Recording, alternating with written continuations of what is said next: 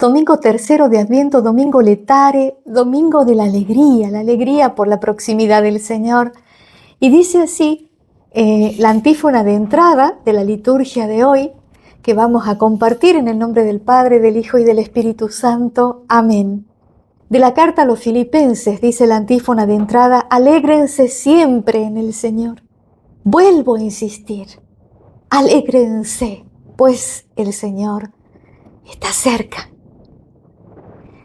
Y este domingo tercero de la alegría, de las velitas que se encienden de la corona de Adviento, como la hemos visto al principio de este tiempo, se enciende hoy la velita rosada para simbolizar justamente la alegría ya por la proximidad de la venida del Señor. La primera lectura de la liturgia de hoy está tomada del libro del profeta Isaías, capítulo 35, versículos 1 al 6a y 10. Regocíjense el desierto y la tierra reseca, alégrense y florezca la estepa. Sí, florezca como el narciso, que se alegre y prorrumpa en cantos de júbilo. Le ha sido dada la gloria del Líbano, el esplendor del Carmelo y del Sarión. Ellos verán la gloria del Señor, el esplendor de nuestro Dios. Fortalezcan los brazos débiles, robustezcan las rodillas vacilantes. Digan a los que están desalentados: sean fuertes, no teman. Ahí está su Dios. Llega la venganza y la represalia de Dios. Él mismo viene a salvarlos. Entonces se abrirán los ojos de los ciegos y se destaparán los oídos de los sordos. Entonces el tullido saltará como un ciervo y la lengua de los mudos gritará de júbilo. Volverán los rescatados por el Señor y entrarán en Sión con gritos de júbilo, coronados de una alegría perpetua.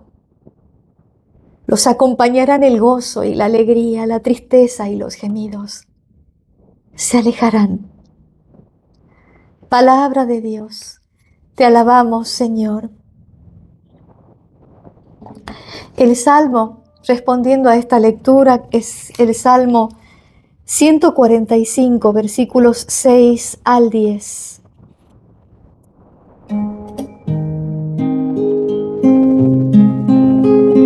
Ven, Señor, a salvarnos. Ven, Señor, a salvarnos. El Señor mantiene su fidelidad para siempre. Hace justicia a los oprimidos y da pan a los hambrientos. El Señor libera a los cautivos. El Señor abre los ojos de los ciegos y endereza a los que están encorvados. El Señor ama a los justos y protege a los extranjeros. Sustenta al huérfano y a la viuda y entorpece el camino de los malvados. El Señor reina eternamente, reina tu Dios, Sión, a lo largo de las generaciones. Ven, Señor, a salvarnos. Ven, Señor, a salvarnos.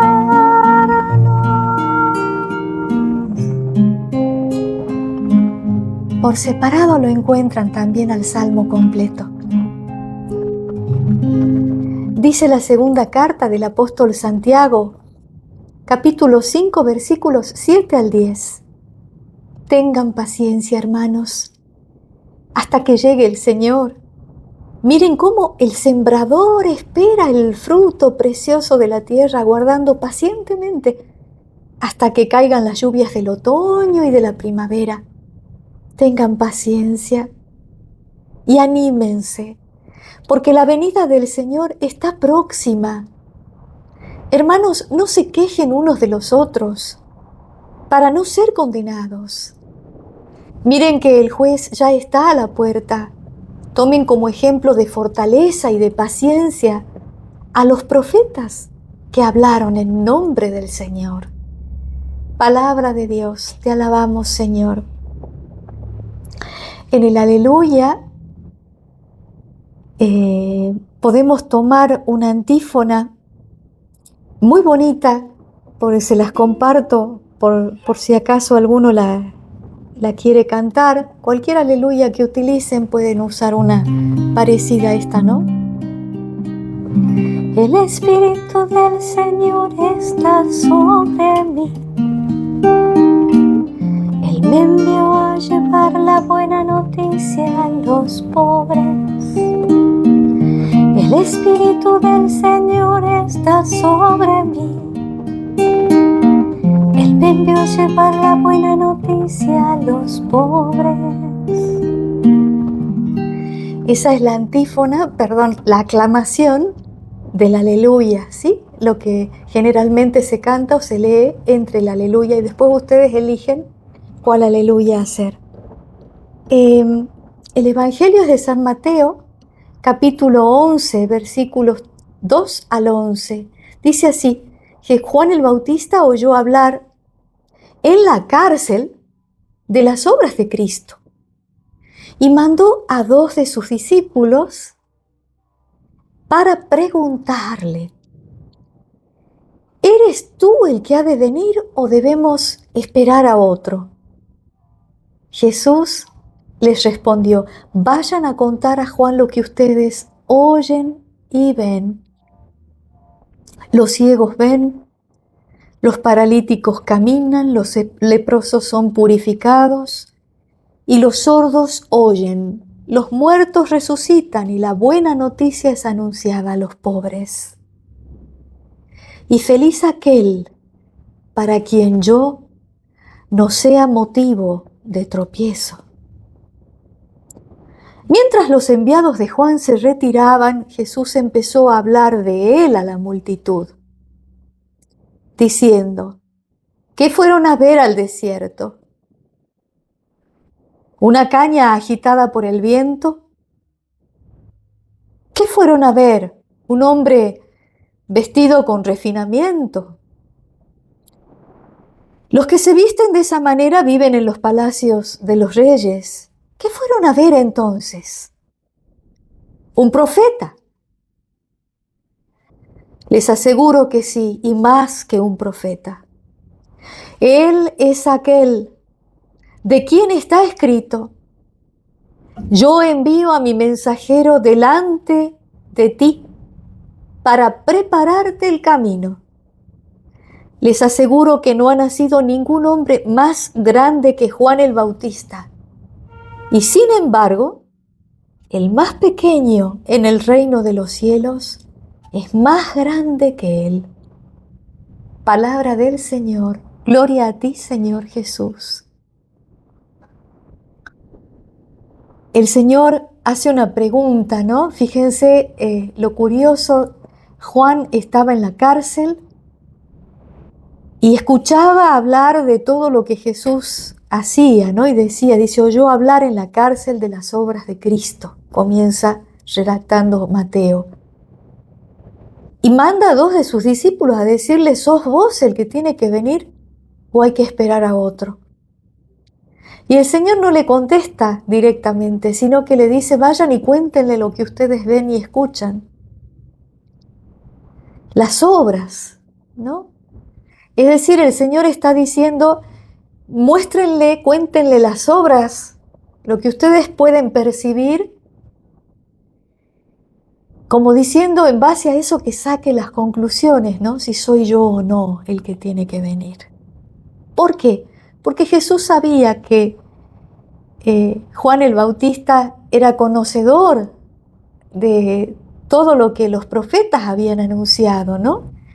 Y entonces, seguramente, por eso Jesús le dice a ustedes, vayan y díganle, ¿no? Que los ciegos ven, que los sordos escuchan, oyen, que los paralíticos caminan, que los leprosos son purificados.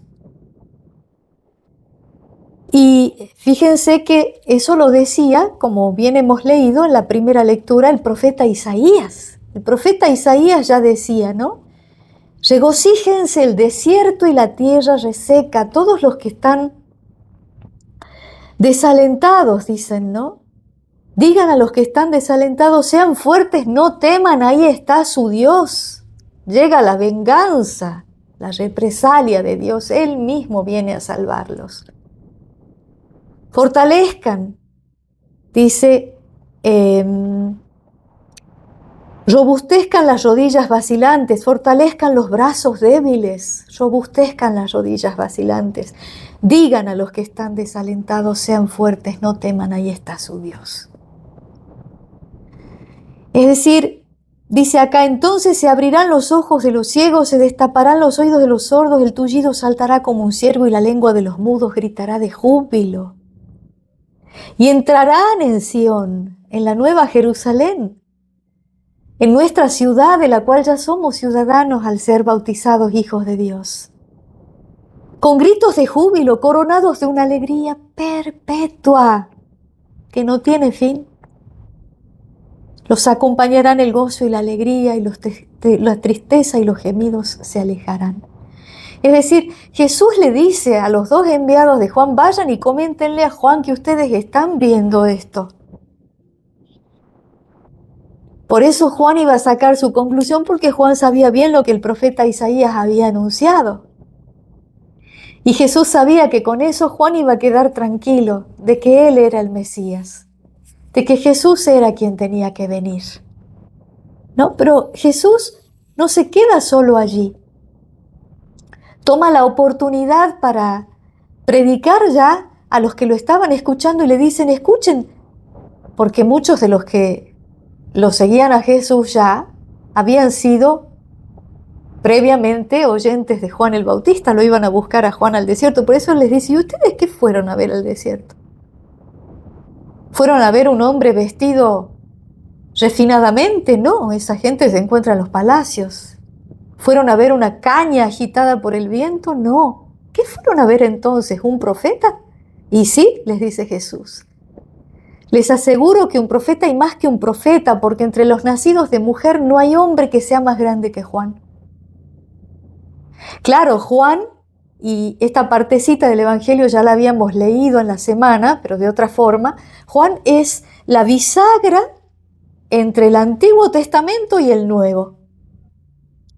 Juan es el último de los profetas y al mismo tiempo ya está en la presencia del Nuevo Testamento, de la buena nueva, de la venida del Señor, de la presencia del reino de los cielos. Y por eso es que Juan predicaba en el desierto, preparen el camino del Señor, allanen el sendero. Decía el Señor, conviértanse, porque el reino de los cielos está cerca, decía el Señor en la boca de Juan. Conviértanse porque el reino de los cielos está cerca. Y ahora Juan le dice, ¿sos vos el que tenía que venir? Jesús es el reino de los cielos. Jesús ya nos trajo el reino de los cielos, ya lo hizo presente. Y ese tiene que ser el motivo de nuestra alegría. Por eso es que en la antífona de entrada leíamos lo de la carta de Pablo a los filipenses que dice, alégrense siempre en el Señor, vuelvo a insistir, porque el Señor está cerca. Y ya Pablo nos habla de la segunda venida del Señor. Entonces, Jesús trae el reino de los cielos, Él trae la buena nueva del Evangelio, Él es la buena nueva. Y con Él viene toda nuestra liberación de la mano. Por eso es que debemos estar alegres, porque Él nos devuelve la vista espiritual, la vista para nuestra mente, para poder valorar esa esperanza a la que hemos sido llamados, los tesoros de gloria de los que habla San Pablo, de la vida eterna. Él vino a abrirnos las puertas del paraíso. Él vino a redimirnos y a hacernos ya desde ahora partícipes de su naturaleza divina. Cuando nosotros comulgamos su cuerpo y su sangre, ya estamos participando de Él de una manera plena, haciéndonos partícipes Él de su naturaleza divina. Él ya nos está liberando de cuántas parálisis. Yo siempre que medito en estos evangelios me acuerdo mucho de esa sanación del paralítico que es bajado por los amigos, ¿se acuerdan? En Cafarnaúm, cuando Jesús estaba en la casa de Simón Pedro, en Cafarnaúm, y estaba predicando, y de pronto abren el techo de la casa para bajar un paralítico, ¿no? ¿Cuál era la fe de esos 4 que lo llevaban al paralítico? Pero lo que más llama la atención ahí son 2 cosas fundamentales. El Señor lo primero que hace es perdonarle los pecados. Le dice, tus pecados te son perdonados. Y entonces se arma un revuelo, ¿no? Traigo ese episodio acá a colación porque entre los fariseos, los escribas que estaban ahí, las autoridades del pueblo judío dicen, ¿quién puede perdonar los pecados sino solo Dios? Gran pasaje para saber una de las pautas por las cuales ya Jesús es Dios. Él se hizo hombre sin dejar de ser lo que era Dios. Por eso en Él están las 2 naturalezas, 100% Dios y 100% hombre.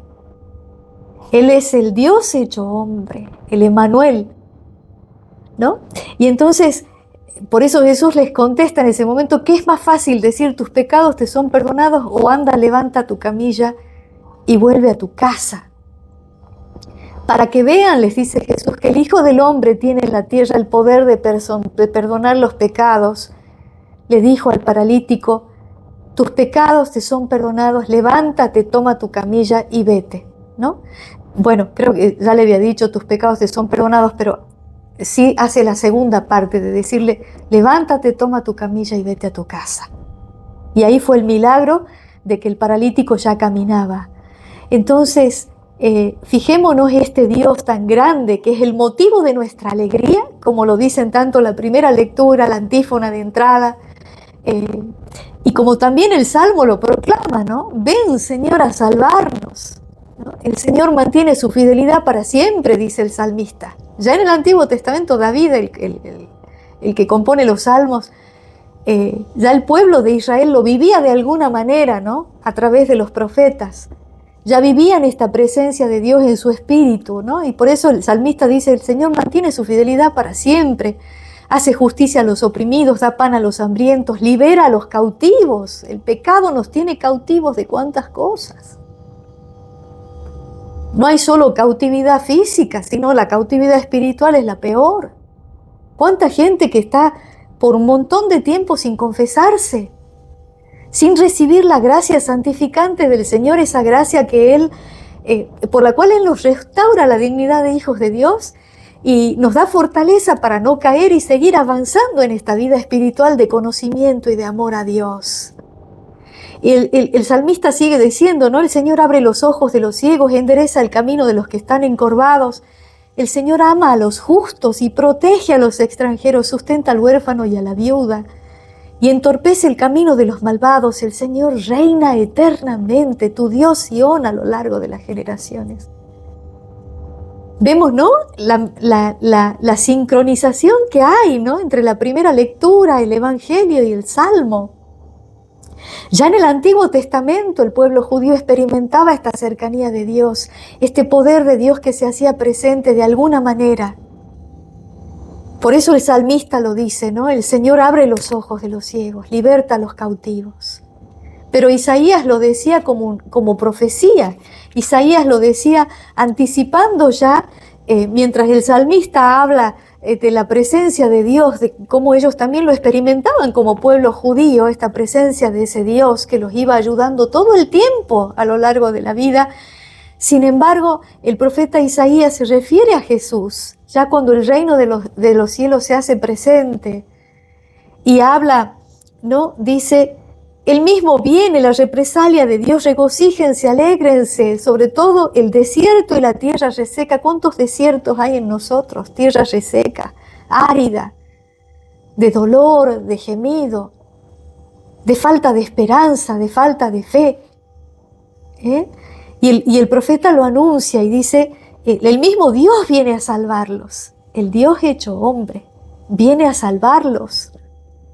Entonces, dice, se abrirán los ojos de los ciegos, saltará el tullido, la boca de los mudos gritará de júbilo. Volverán, dice, a una Sión con gritos de júbilo coronados de alegría perpetua. Alegría perpetua, tristeza y gemidos se alejarán.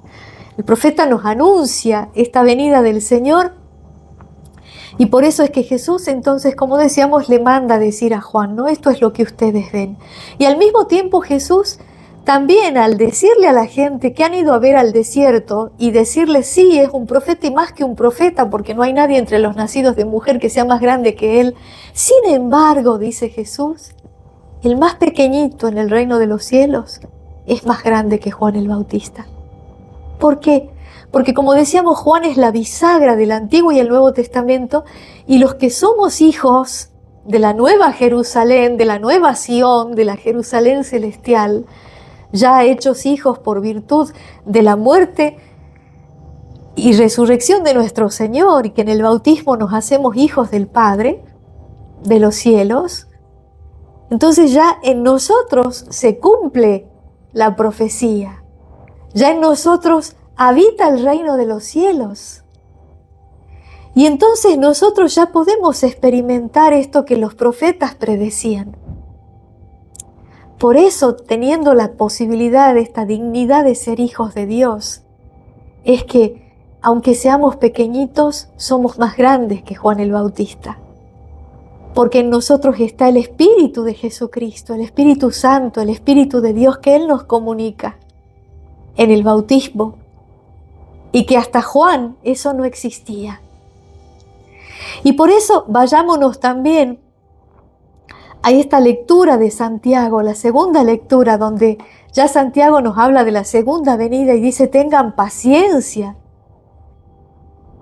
Y dice una cosa muy importante acá, anímense, porque la venida del Señor está próxima.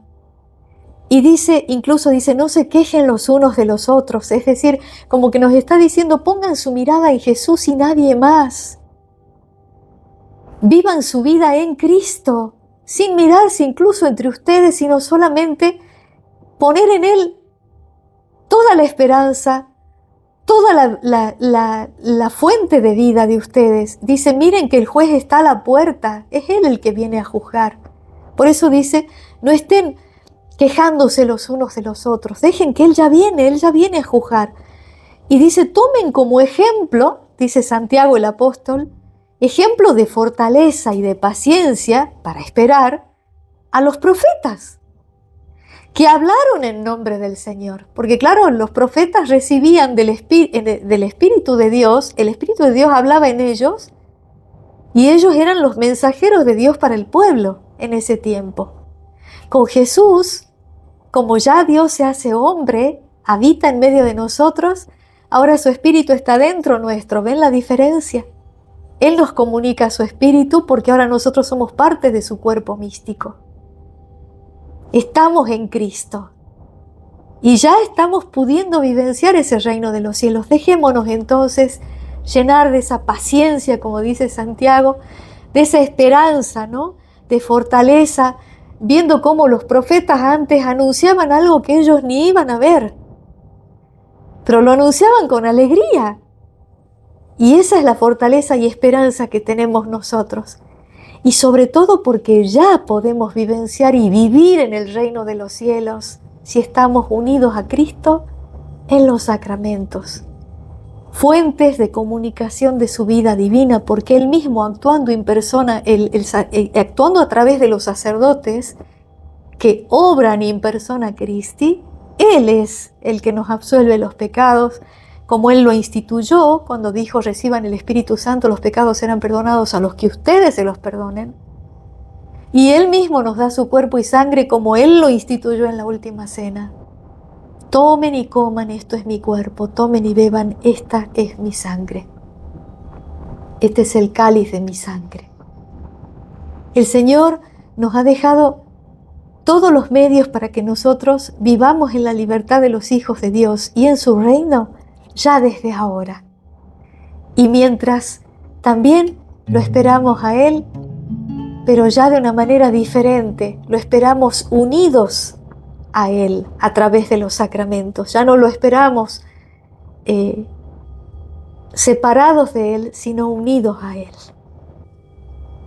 Así que esta sea nuestra gran fortaleza, nuestra gran esperanza, nuestra gran fuente de vida interior, en medio de las dificultades y sobre todo experimentando del Señor, abandonándonos en sus manos, poniendo solo nuestra mirada en Él para que Él realmente nos libere de todas nuestras cautividades interiores, espirituales, para que Él realmente nos haga levantar de nuestras parálisis, nos devuelva la vista interior, nos devuelva el verdadero oído que sabe solo escucharlo a Él y no al mundo, para vivir en la verdadera libertad de los hijos de Dios. Que así sea, toda la gloria para Él. Amén.